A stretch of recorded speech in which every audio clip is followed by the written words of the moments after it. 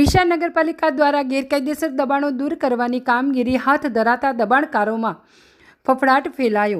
ડીસા શહેરમાં છેલ્લા કેટલાક સમયથી ઠેર ઠેર ગેરકાયદેસર દબાણોનો ફરાફડો ફાટ્યો હતો અને રોડ રસ્તાઓ સાંકડા બની જતા વાહન ચાલકો અને રાહદારીઓ સહિત સિનિયર સિટીઝનો, શાળા કોલેજોમાં અભ્યાસ કરતા વિદ્યાર્થીઓને રોજબરોજ અવરજવર કરવા હોય ભારે ટ્રાફિક જામ વચ્ચે મુશ્કેલીનો સામનો કરવો પડી રહ્યો હતો।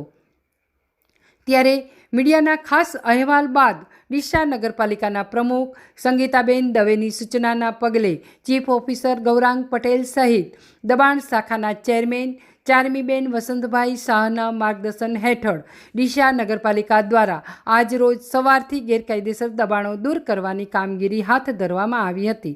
ડીસા જલારામ સર્કલ પાસે પ્રાંત ઓફિસની સામે ઊભી રહેતી નાસ્તાના સ્ટોલના દબાણો દૂર કરાયા બાદ પશુ બજાર વિસ્તારમાં આવેલ વિજય પટેલ શાક માર્કેટની સામે દુકાનોની બહાર ઊભી રહેતી લારીઓ દૂર કરવામાં આવી હતી। સાથે મોબાઈલના દુકાનદારો દ્વારા દુકાનોની બહાર મુકાતા દુકાનોના બોર્ડ પાલિકા દ્વારા કબજે લેવામાં આવ્યા હતા। જ્યારે લાયન્સ હોલ નીચે સ્ટેશનરીની દુકાનદારોએ દુકાનોની બહાર માલ સામાન સહિત દુકાનોના બોર્ડ મૂકીને રાહદારી રસ્તો સાંકડો કરવામાં આવ્યો હતો।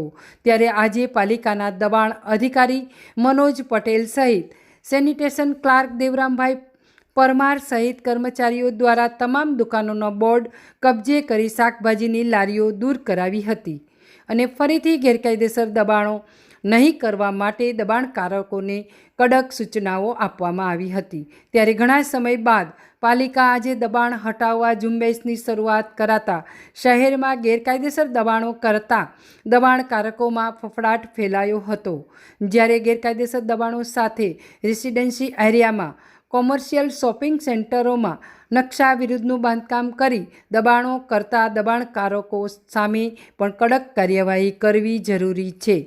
ડીસા શહેરમાં જ્યાં નજર કરો ત્યાં પાર્કિંગ વગરના શોપિંગ સેન્ટરો અને નકશા વિરુદ્ધનું બાંધકામ થયા હોય તેવા શોપિંગ સેન્ટરો નજરે પડી રહ્યા છે।